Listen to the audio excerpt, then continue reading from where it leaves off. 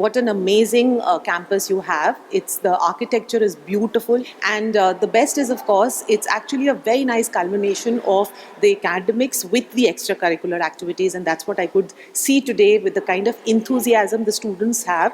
The students over here are highly vibrant and full of energy, which was very much evident in the event which is happening today, where they're involved in the physical activity, and of course we have different kind of activities today. So it was really great interacting with all the students over here. There are plenty, right?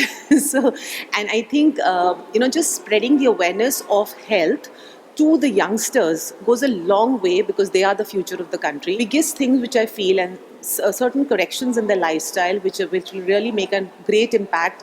One, of course, being starting the day healthy. Most of the students we get to see coming empty stomach to the college or the schools, not eating anything. So that's the worst thing one can do. The second is, of course, the snacking. That is where I think not only the students but also Indians as such go wrong. And eating healthy snacks is something very, very important. For the students especially, because they're on the go, so probably carrying something which is very, very easy, and just having it during the day would be very something which we are looking at. So probably a handful of almonds, which is so easy to carry, full of nutrition, has a lot of proteins and fiber. I think something like that. The third, very, very important, is hydration. What we've seen over the period of time, the students don't hydrate themselves well. And when I mean hydration, it has to be a low calorie beverage or water.